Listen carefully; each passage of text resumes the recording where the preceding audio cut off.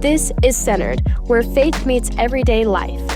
Our hope is to invite you into a better story, a story where you're made new through Jesus, living with God-given purpose, and experiencing peace, joy, and freedom.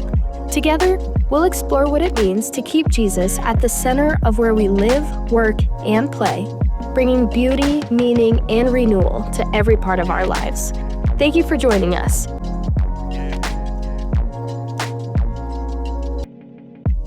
Welcome to the Centered Podcast, where faith meets everyday life. I am your special guest host this week, Meghan, and we also have David with us today. How you Hi, doing, guys. Hi, Meghan. So good to be here. Yeah, it's good to have you. Thank you. You finally got outside of the cave back there. I did, How does it feel? How does it feel out here? It's liberating, you know? It is. It's liberating. It's nice to be in this space and actually get to, Defend yourself myself a little bit. I was going to say, Yeah. I knew that was coming out.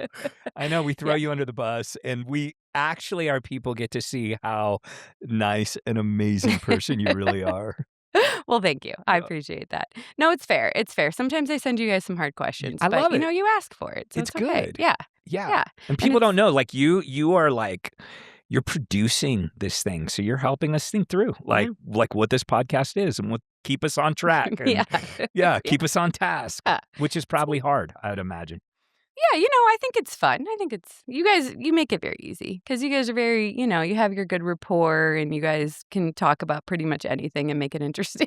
Do you ever sit back there and go, those guys are idiots? Oh, yeah, for sure. For sure. Luckily, I have Eddie back there with me and we just kind of.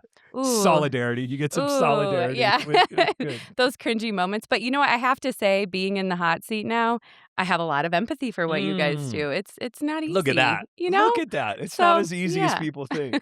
No, Conclusion. it is. It's fun. It's fun. I'm glad you're here. I'm excited to have this conversation with you. Yeah, I think it's going to be great. Yesterday was Father's Day, though, and I want to hear, I was thinking about just the different ways that dads celebrate versus how moms celebrate and all the things in between. What is celebration for the Comstocks? Like, what does that look like in your house? Typically it is, I get to pick restaurant. So the 49th. Yeah. How did you know? Did you only text heard my you wife? mention it like 100 times. Yeah, we went to the 49th, and that's like home. And then typically get to go home and do whatever Dad wants to do. So, which is like watch sports. Yeah.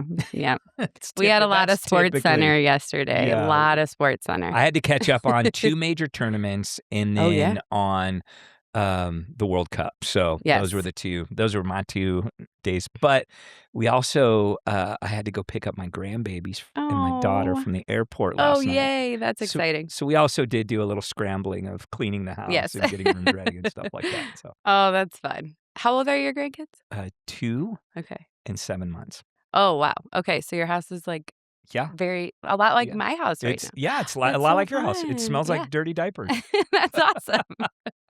That's the best. Oh, good. Well, that's great. I'm glad to hear that. Yeah, we did a lot of sports, watching sports, playing sports. We played pickleball yesterday, and I haven't played pickleball in a long time, but I have to say, do you find it as a tennis player? Yeah. Hard to switch between the two? Incredibly hard. Yes. Yeah. That's my problem too, because I just kept hitting it too hard. Yeah. Yeah. So. Anytime there's a sport that has the word dink in it is like, it's probably not for me. That's not going to work. It's probably not going to work for me. Yeah, in tennis, you never dink the You ball. don't dink. Yeah, you don't no. dink. Matter of fact, there's no dinking. You would make fun of someone who dinks the ball in tennis. So. No, I'm just kidding. I love pickleball. It is a lot of fun, but it is hard for me to transition because it's a way different. It's a way different game. It's a because people act like they're so similar.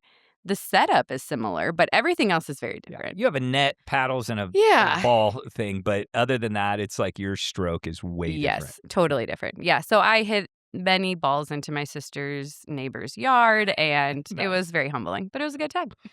I hit balls into the net because I try to hit it with topspin. Yeah. Oh, yeah. Mm-hmm. And so everything goes into the net. Oh, you're a top spinner, one of those. Top spinner. Doesn't work with pickleballers. No, it does not. No. Oh, well, that's good.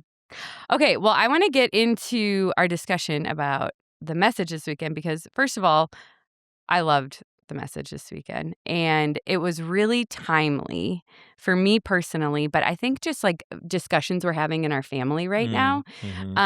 We have one of our sons is just like going through a really anxious time, and he's fearful of a lot of things and having a hard time falling asleep. And so this whole concept of like held together and God's holding all things together, we've been talking about that a lot at home. But what I loved about this weekend is specifically like the topic of the church and what the church is supposed to be. Man, if I grew up in church, and so I think that gets lost so quickly. And I'm guilty of like letting the church lose its luster a little bit, you know? And so that really stood out. So I just wanted to say that. But I'm curious, are there things that you did not get to touch on that you really wanted to talk about? Yeah, there was a couple things that I think, I wrote some things out. Not really. And I wrote a bunch of stuff. I always over prepare for sermons. And then I try to follow the Holy Spirit and just see what, like, God, what do you have for us to on Sunday? And there were some things that it was funny that I left on the cutting room floor, as we call it. But next week, it's going to be perfect for the text. It's actually going to be better for the text than what I was going to preach. But one of the things that I really didn't want to do, and I felt like I didn't do this really well, is I wanted to communicate that if your view of the church is small, like oftentimes it's not your fault. Like it's not like it's not like an overt sin issue or something's wrong with you. And I really wanted to communicate the amount of grace that goes along with this. And we have a lot of formational powers at work in our lives that we don't recognize. And a lot of us grew up being formed into interacting with the church a certain way, and seeing the church a certain way. And so, one of the things that I wish I would have said better is like, look, if you're struggling to see the church this way, it's okay. Like, it's not your fault. And my invitation is like, hey, let's explore if the church has more meaning and depth than you ever imagined or thought, as opposed to like wanting to come off as condemning people for not viewing the church a different way or having a small view or consumeristic view of the church. And so one of the things that I really wanted to talk about is there's 4 things that the church actually helps us do, and that we really actually can't do totally without the body. And it's worship, relationships, service, and generosity. And I was going to break down those things, for us, of just talking about how the church is actually designed to help us increase our worship of God, deepen our relationships with one another, engage us or empower us to serve the world together, and learn a type of generosity that's not self-serving. That is there, and at the heart of it, a over individualized or an over consumerized version of those things have been introduced to the world. And so we've compartmentalized those things. And so I was going to unpack, I was just going to take some time to really unpack the beauty of corporate worship. And the beauty of selfless serving, and the beauty of generosity when you aren't able to virtue signal through it. You know what I mean? Like give in a way that you don't have control over what's happening or what it is, all those types of things.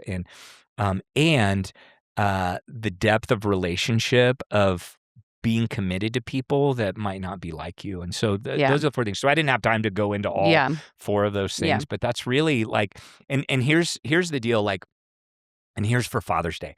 So dads, like, and moms in this, if you want to teach your kids anything, like anything in life, if you spent time teaching your kids about worship, about relationships, about service, and about generosity, those 4 things would cause your kids to be successful in life more than any other things that you can teach your kids. Yeah. Like, and it's legitimately like what the church It's supposed to exists be. for. Yeah. Like that's what it does. And it's like, and I think we spend a lot of time trying to equip our kids to live in the world. Yeah. And we neglect the fourth thing that's going to make them the best human that they could possibly be in the world. Yeah. And so that was going to be my Father's Day, like kind of tie into that. That's nice. I wasn't able to get to it. Good. So, yeah. No, yeah, I like that. I think like just seeing the church sort of holistically that way too, and how all those elements sort of work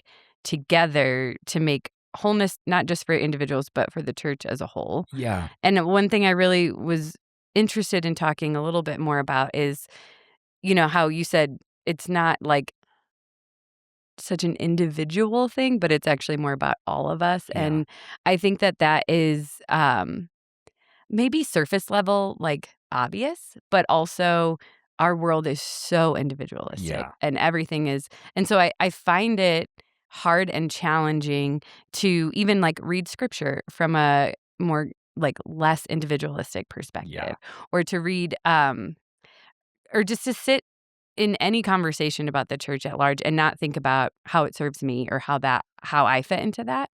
And so when you brought up this topic of like spiritual maturity, I think that I'd like to unpack that a little bit more and kind of explain to people like what is spiritual maturity, because I think it has two levels. There's an individual spiritual maturity, but then there's the maturity of the church. Yeah. Like what is all encompassing in being spiritually mature, and what does that look like? Yeah. I mean, at the most, it encompasses a lot of things. Yeah. Like first off, it's really important to know that we're, like God cares about our whole persons. Yeah. And so he cares about our physical lives. He cares about our emotional lives. He cares about our spiritual lives. He cares about our relational lives, our vocational lives. Like God cares about the wholeness of who we are. And so sometimes when we think about spiritual maturity, we too often like put that in a truncated category of like religious activity. Right. Yeah. Mm-hmm. And spiritual maturity is really coming into the fullness of who God designed you to be, where your relationship with Him, your relationship with yourself, your relationship with the world, and your relationship with the others is whole. Yeah. Or what the Bible uses the word righteous, like righteousness, and really righteousness is just right standing with God and others. Yeah. And I actually think it's right standing with self and right standing with the world as well. And so seeing yourself. So spiritually mature people are people who see God the way that He revealed Himself to be, see ourselves the way God designed us to be, see the world in the way that God wants us to live in it, and see others the way that God sees them. And so that's like a holistic view of spiritual maturity. That sounds like a lot. It is a lot. Sounds pretty hard to achieve. I think so I have a story about this actually.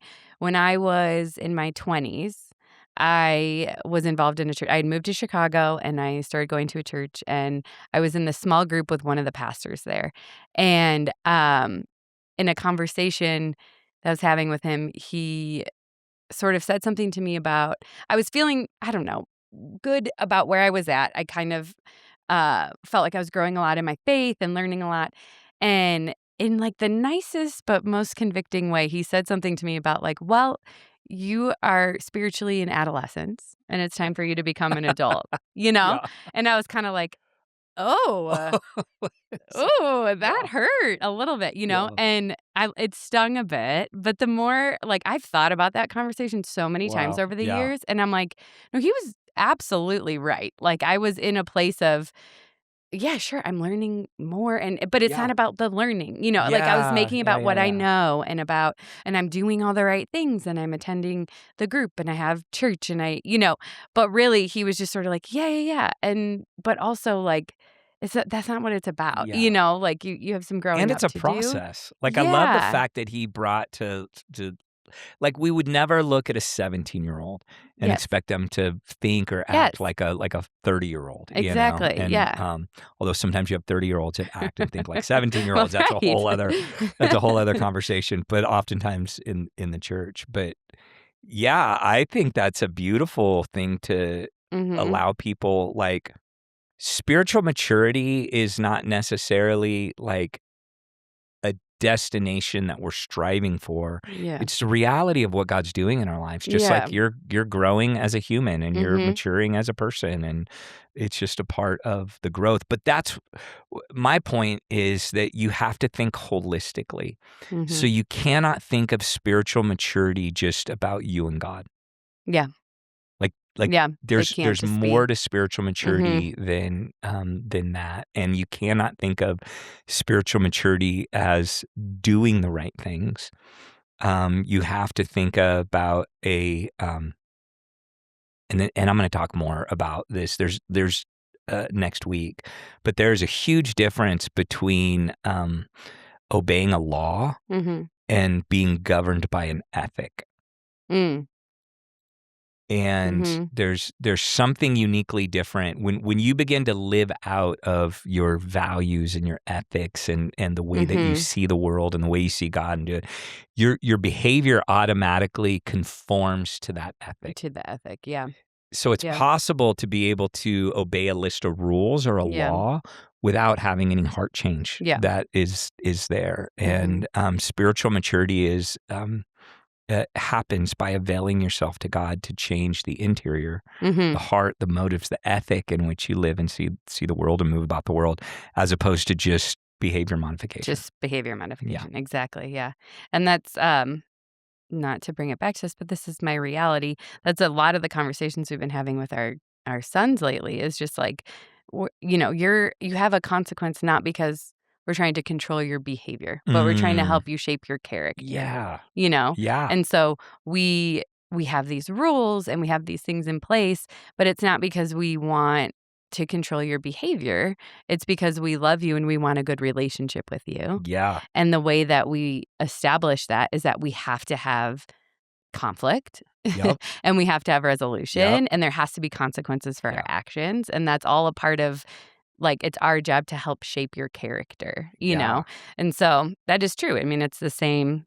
God is our Father, and it's the same sort of dynamic there. And that's the deal, is a lot of times the reason why certain disciplines don't work with kids is because they don't they stop at the discipline. They think that discipline is going to be the thing that forms them instead of helping them to see. And so, like, say you do a timeout or whatever you're thinking. I know everyone has I don't want to get into parenting styles. Everyone has parenting styles, and it's just it's a mess to go. But say you have a timeout, like one of the things that you would talk about is not just, hey, you did something wrong, now you're separated. Yeah. To be able to be like, okay, hey, what is lost right now? Why is it lost? Yep. Where you're able to, like, talk to the heart instead of just, like you said, modify the behavior, control the behavior. Yeah. And I think oftentimes parents miss the next step in discipline, which is formation. And so we just want to stop the behavior. Yeah. And really the invitation is to form the character. Yeah. And so how is your discipline actually going to work to form the character? Now, this has a point. The church is there to do the same thing. Right. It has a role to play in our lives of helping us to spiritually mature. Yeah. So that we have a responsibility to be a part of the way that God is forming the character or the ethic or the heart of the individuals that make up that church. And that is, like, what God's doing, Yeah. And so spiritual maturity, you have to be, would you say, connected to a church in order to experience spiritual maturity? Or I don't know. I would say there's a difference between maturity and spiritual maturity. Yes. So you can become mature outside. Like, you can learn, different things to regulate your emotions and deal with people, right? Like, you can learn these things, but you have to ask your question, is this what God's up to in the world? Yeah. Yeah. No, that's good. That's a thinker for me. Yeah, and Yeah. unapologetically, I believe that, like, and maybe I overstate this. I don't, and I think a lot of people push back because it's so foreign. We'll talk. I'm sure we're going to talk in a little bit of Yeah. just about what are some of the things that come against the church. But Yeah.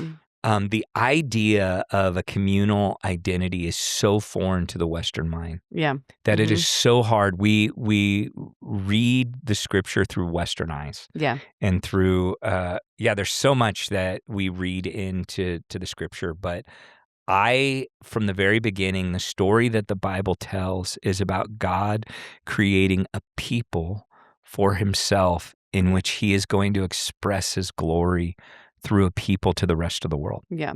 And there's never another narrative in Scripture, and it doesn't matter if it's the Old Testament with Israel or if it's with Jesus and the disciples turning into the church, and the apostles bringing like the church together. Yeah. That's always been the story that the Bible's telling, and I think we have dissipated that story in the West because it doesn't fit our hyper individualistic culture. Well, that was going to be my next question. Like, where have we missed it?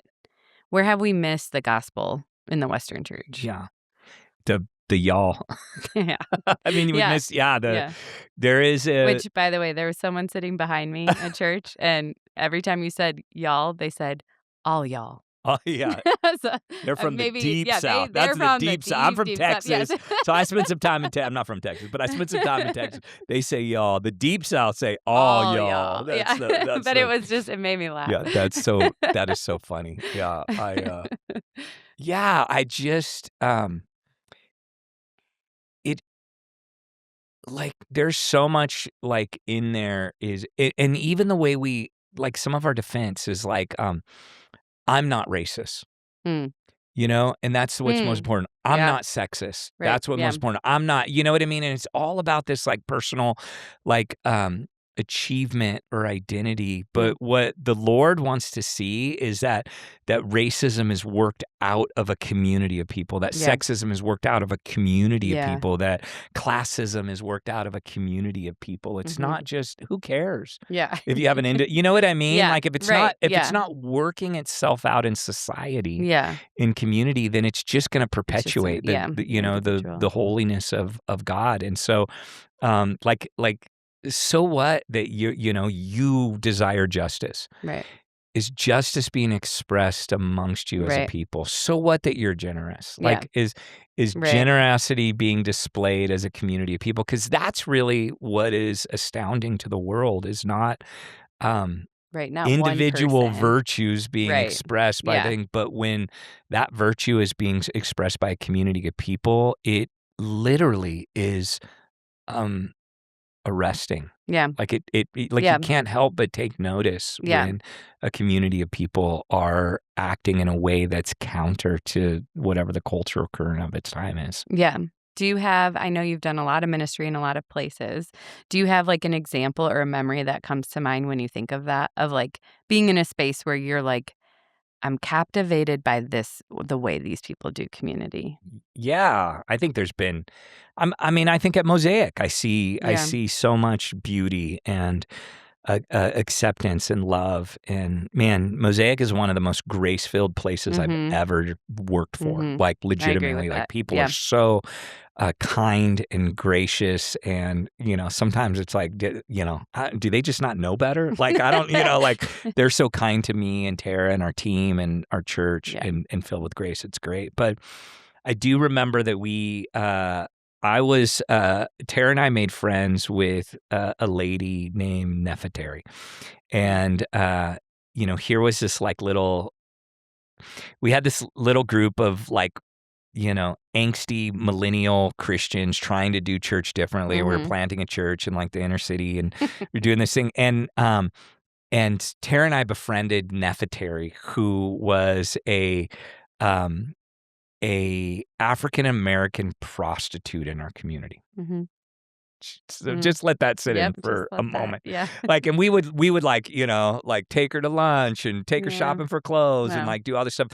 And and then invite her into our community and to watch her be simultaneously make everyone uncomfortable, but also challenge everyone to extend grace and love, like in a way that was it was absolutely breathtaking. And so here we have is Nefertari, and there's a couple I could mention a couple. Nefertari, everybody in our church core loved Nefertari and served her, and any time someone came from the outside and looked in on that community, that's what attracted them to our community.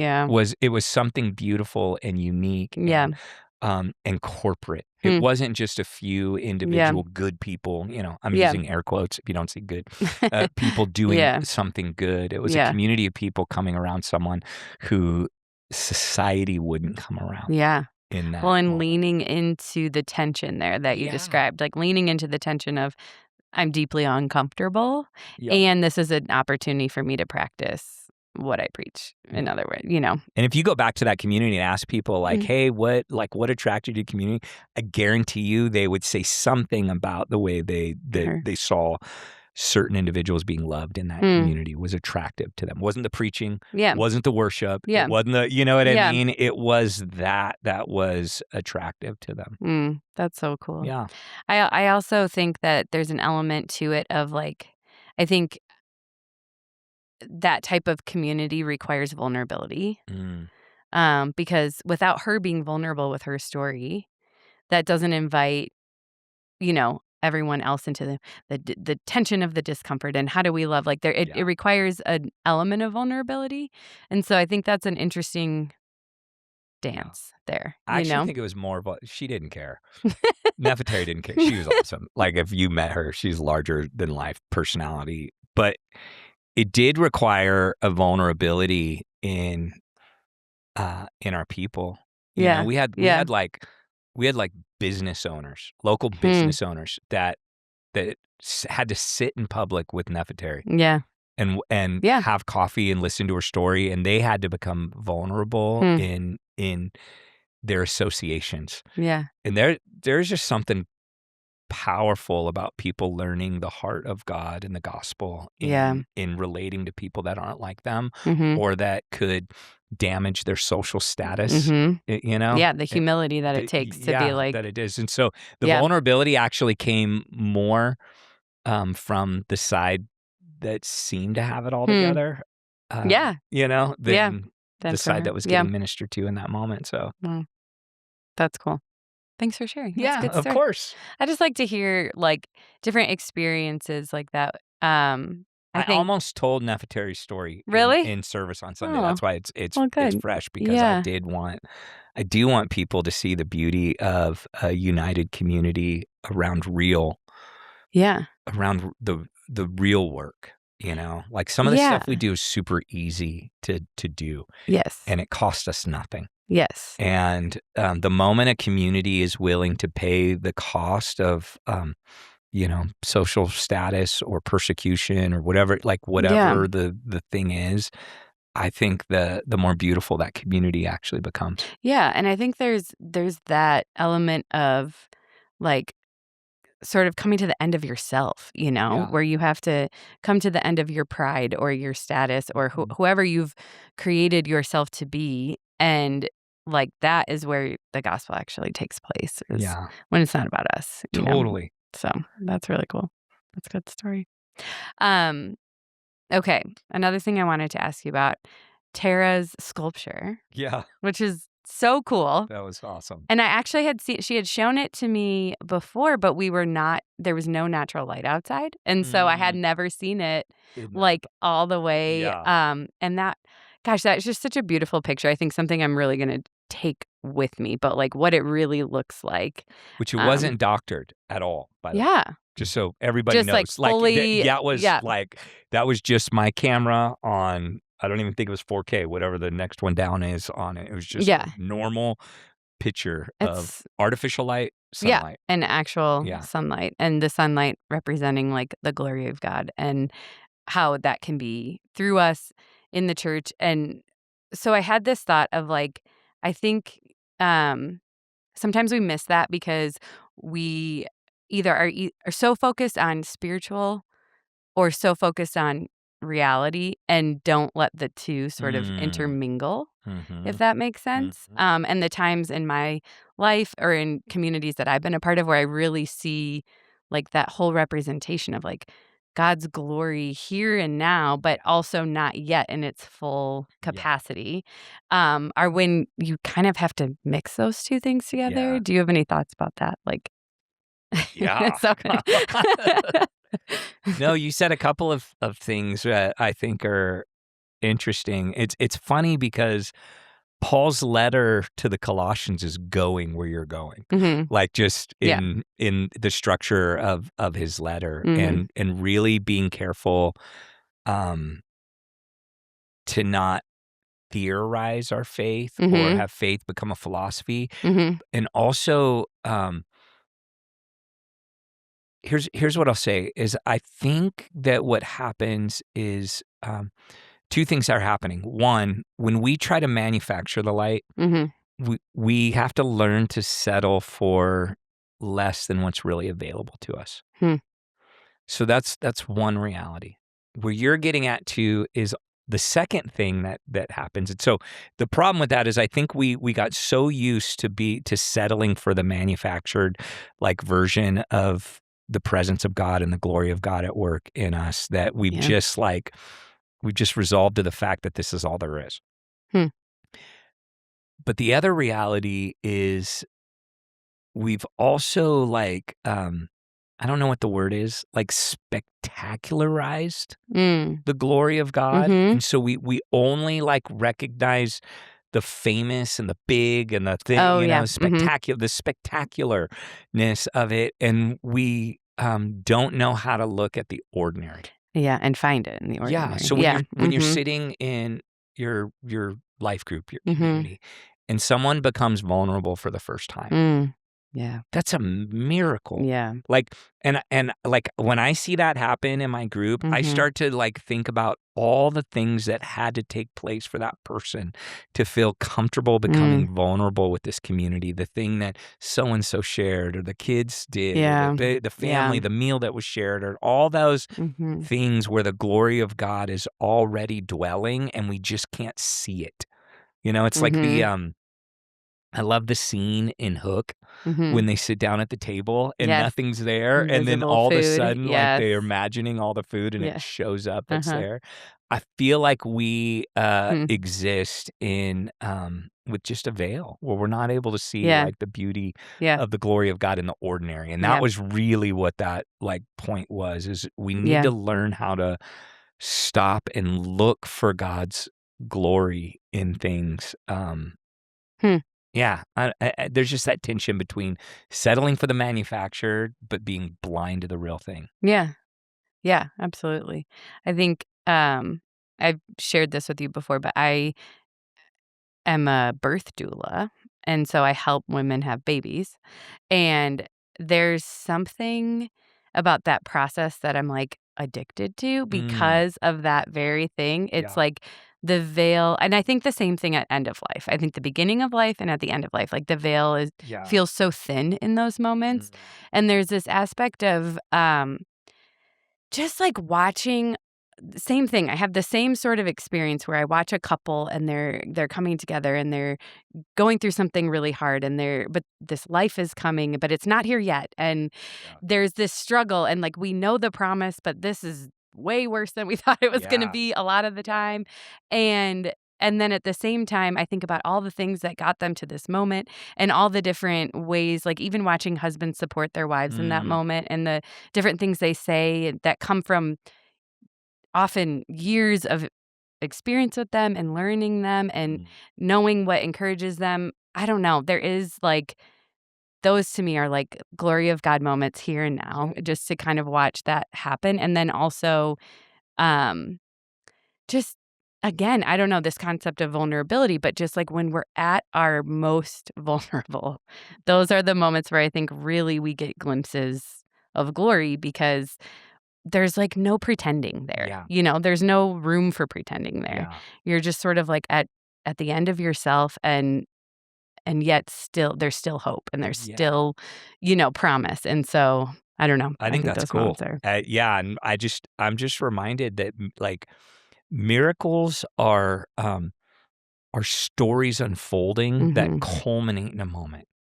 So miracles just don't drop out of heaven. Right. Yeah. Right. Miracles are made over time. And so, like, the woman with the condition of blood for 12 years, her miracle was made over the course of 12 years, exhausting her resources, getting, all the no's and, whatever was going on in that way. And what made that miracle so amazing was the story that was unfolding over time, knowing that God was going to show up at just the right time. Just the right time. The beautiful thing. And I just think we've lost the ability to kind of rejoice and see that, how God was at work in the ordinary. Yeah.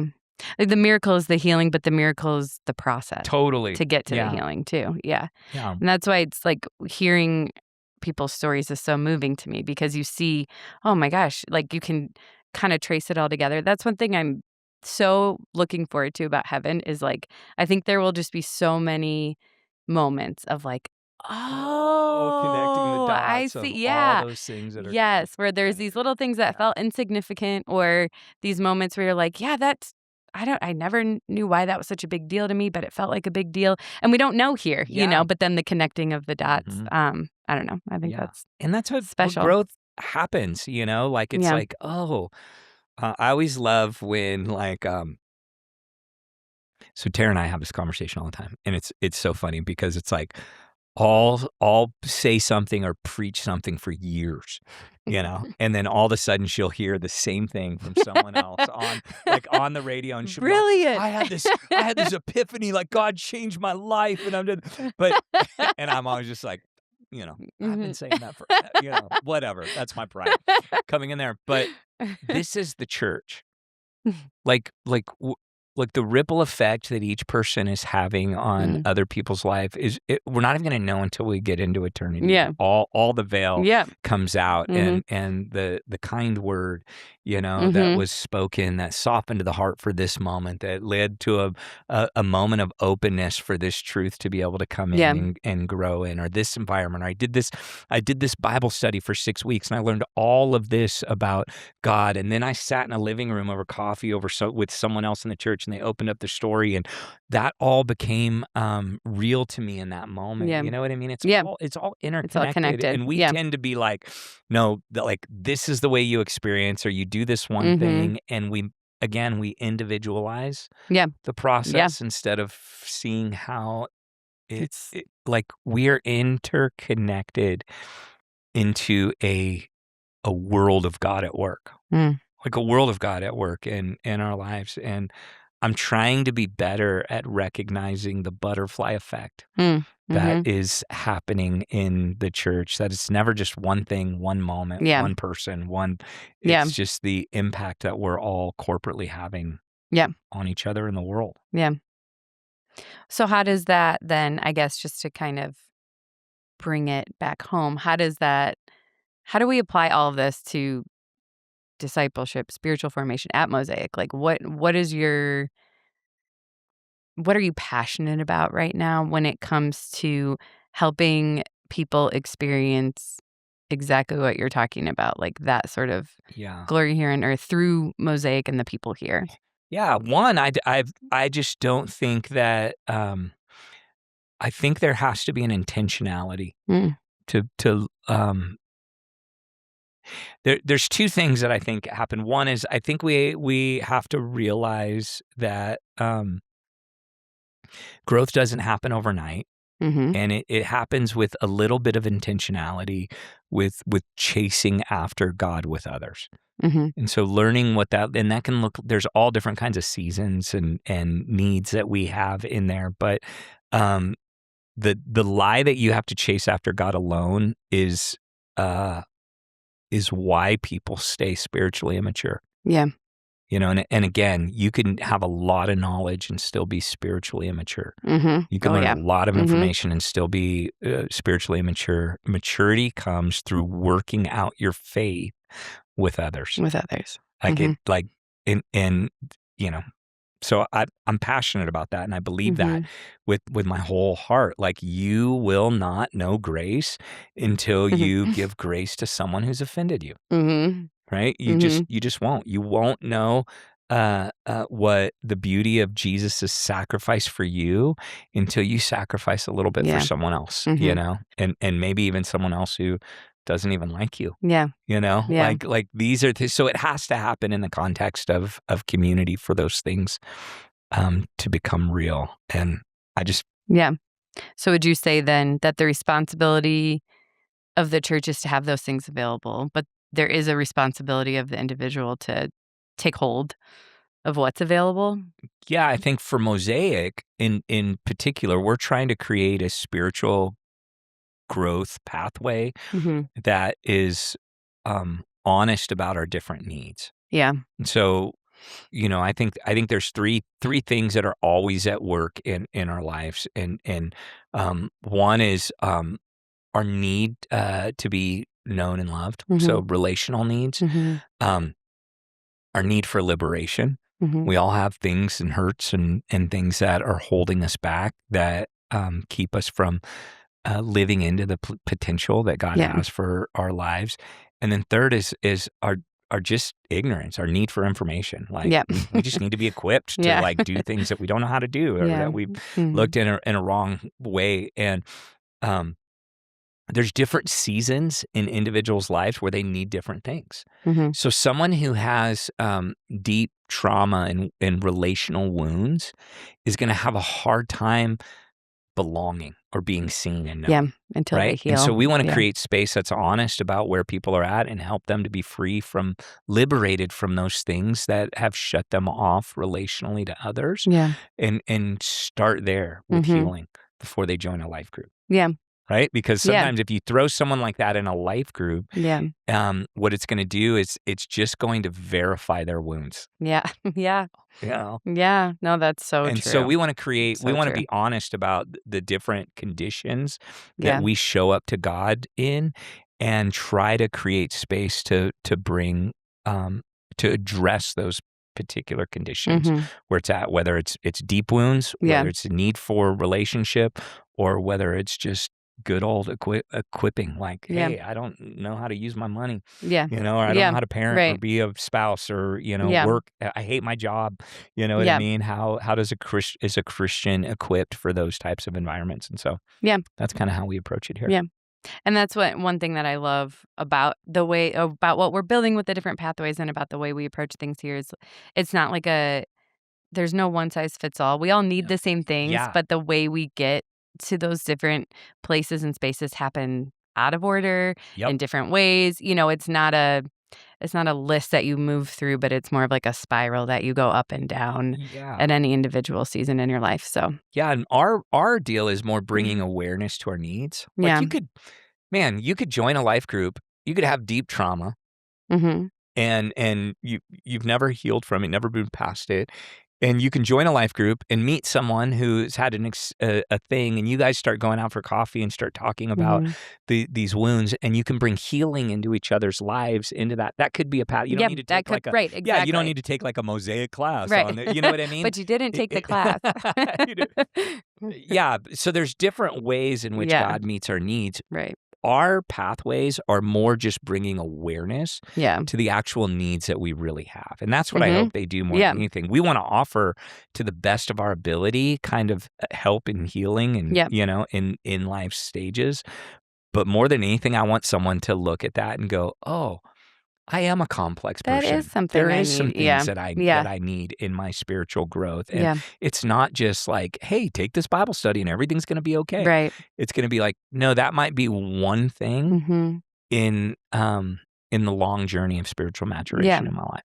And I do think that there's a piece of it where there has to be a moment for self-reflection and self-awareness, to be aware of what is my next step? Where am I? And I don't think we often get quiet enough to listen to where the Spirit is leading in that, and to listen to, like, what is it that is my next step?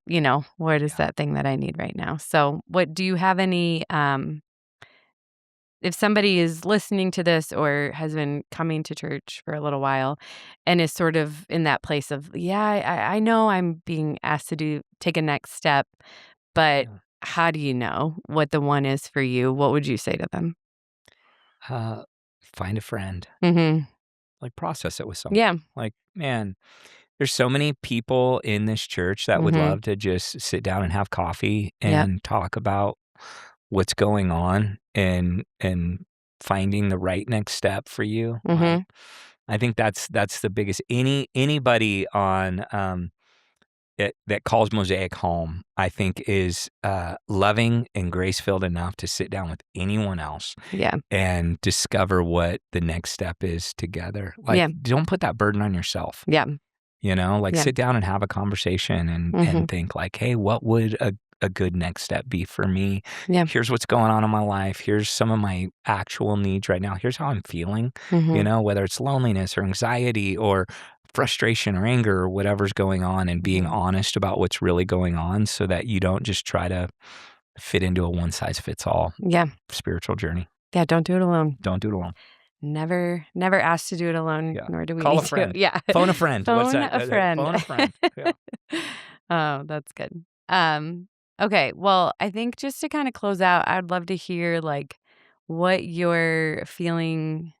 What are you looking forward to in the next couple weeks of this series? Like, what are you? I know you don't want to give too much away, but like, what are you passionate about? Like, you kind of can't wait to get it off your chest. Man. Well, one, are we going to talk about some of the what did you say? What comes against the church being the church? Oh, yeah. You let's had a do it. Yeah, question, I think, about. I did. You're right. I did. Oh, thank you for reminding me. Let me pull up my notes here. I did. I think it's important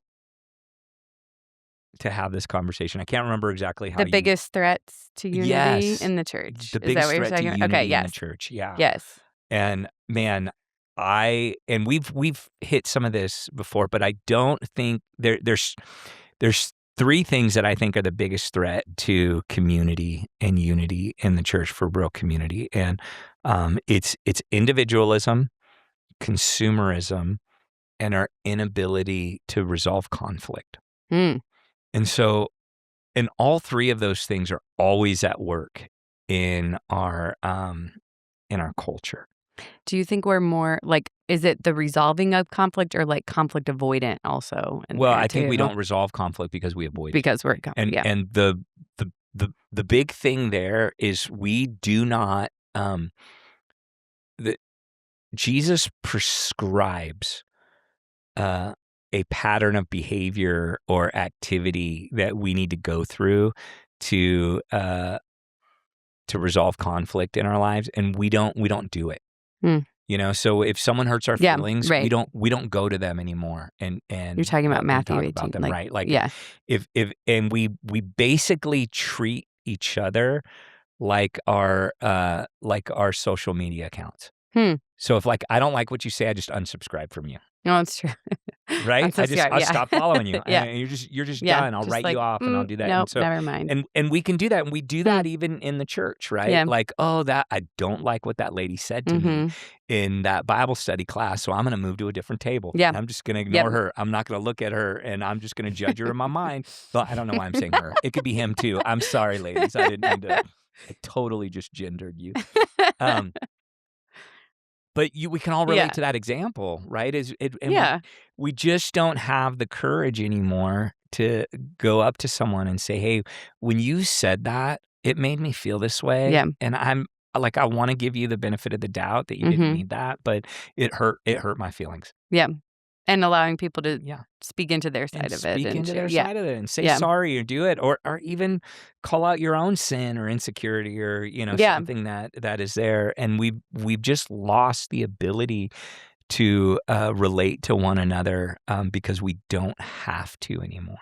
And don't you think that also, though, again, points back to the self-awareness thing? Yeah. I think in order to be to be comfortable with conflict, you have to be able to approach a hard conversation, but also be aware of, like, this affected me, and here's probably why it affected me, and that might not all be about you, but, like, there has to be a level of self-awareness there, and I think because we're so individualistic, we're also losing that. I think we're losing the art of self-awareness. Totally. And what's funny is we don't see ourselves rightly anymore because we all live in this kind of like sordid echo chamber of you know culture that's there, and so and we can present ourselves however we want however we want, any way that we want. And listen, I know it sounds like I'm bashing, and I'm not trying to bash. We all are experiencing this. I want people to be aware of the formational powers that exist from our culture. Yeah. Like our culture is telling us how to think and feel and act. And a lot of it is based on gain, financial gain. So we don't even realize like our world wants us to keep us individualized because it wants to sell you a product. Right. Because you know, then you'll keep buy you in a thing. consumeristic mentality. And if it can keep you isolated and unconnected from other people, you might not see the truth. And I know I sound like a conspiracy theorist right now. Like there's some like crazy, but I'm just telling you, we are formed by a society. I'll give you an example. So in economics. So we live in an economic system right now that produces it produces more goods than we even have the ability to buy. So it has to sell you something. It has to sell you something, or it's gonna that company or that organization is gonna stop existing. We live in an economic system that requires we overspend on Christmas and go into debt. Yeah. It requires that for us to thrive as a country and as an economic superpower. So it literally requires you to covet, to go into debt, to sin, right? In order to keep our economic system thriving. Right. And yet we celebrate it as if it's something holy and pure and great and good, like it's outside. That's doing something to us, you know, the marketing that it does. And so just being aware of where we live without being threatened. I believe America's the greatest country in the world. I love it here. I love the freedoms that we have. I do it. But I would be foolish to not know the impact that living in America is having on me. Yeah. You know? And so it's that awareness. And I do think we've allowed this same individualism, consumerism, and ability to avoid conflict to affect the way we engage the church. So now I engage the church as I'm going to look for my preference. I'm going to look for my program. Or I'm going to look for my political bent. So so now I'm going to self-select to be a part of a community that is actually being sorted by the world. Instead of by Jesus. But how do we practically like push against that when it's all consuming? And surrounding us, you know, and even as a parent, I guess I think of that too, where I'm like, I don't know. That is all my kids ever know. I'm We're sorry. screwed.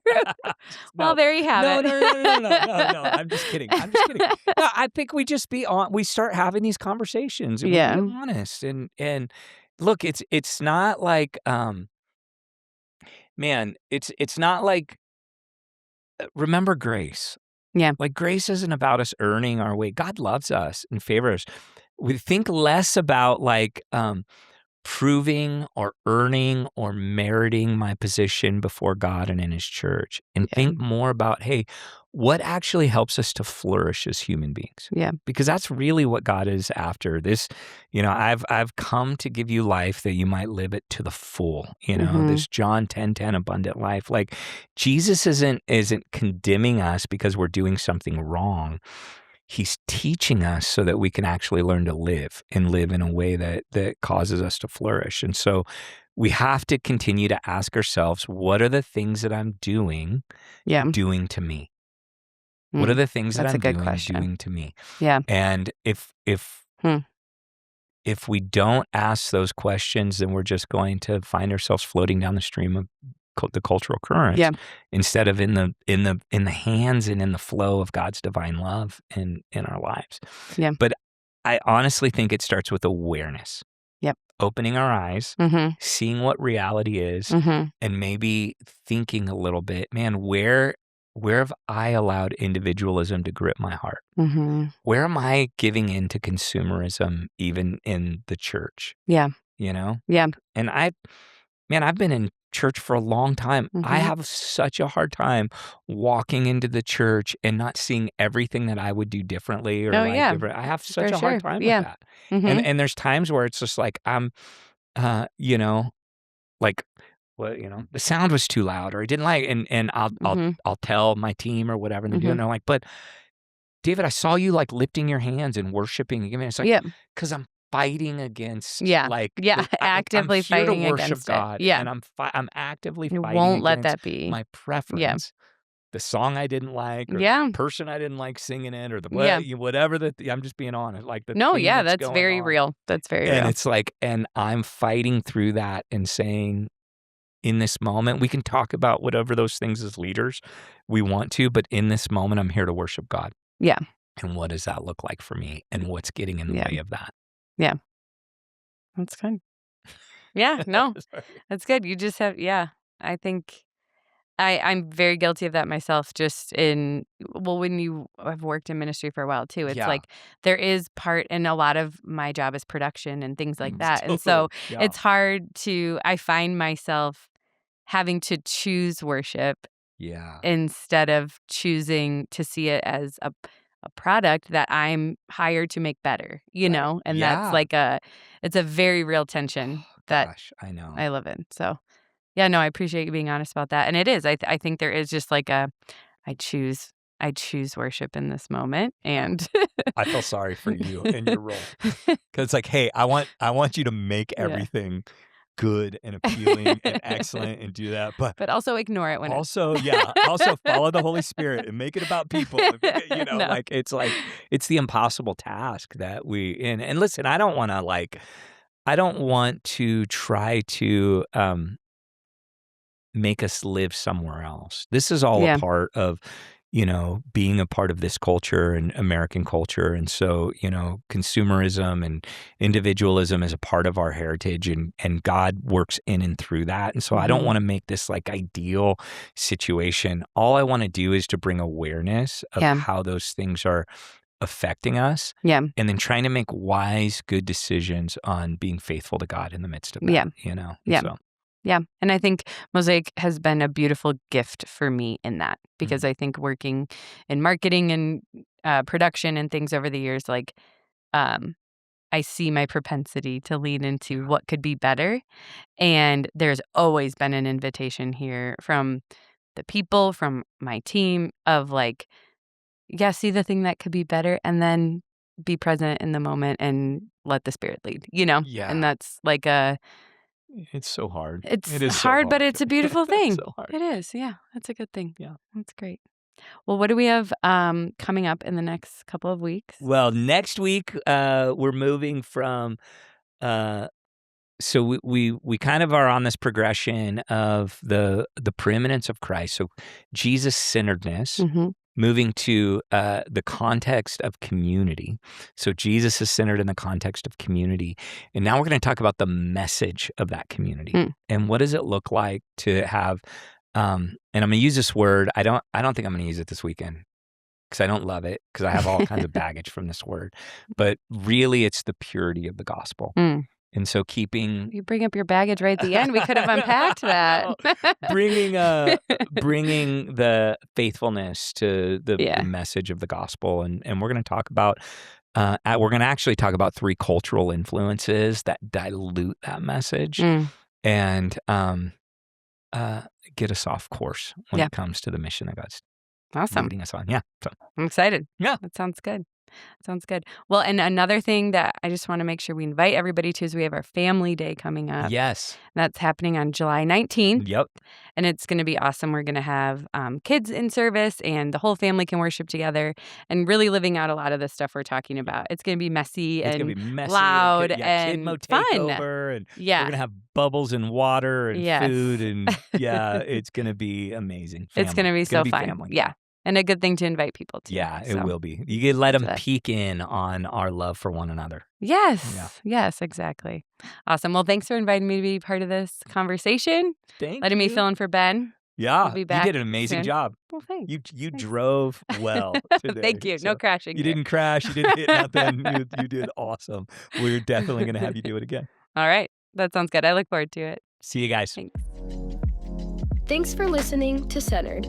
Be sure to subscribe, leave a review, and share this episode with a friend. You can listen to Centered on your favorite podcast platform or watch on YouTube. To learn more about Mosaic or connect further, visit us online at welcometomosaic.com. See you next week.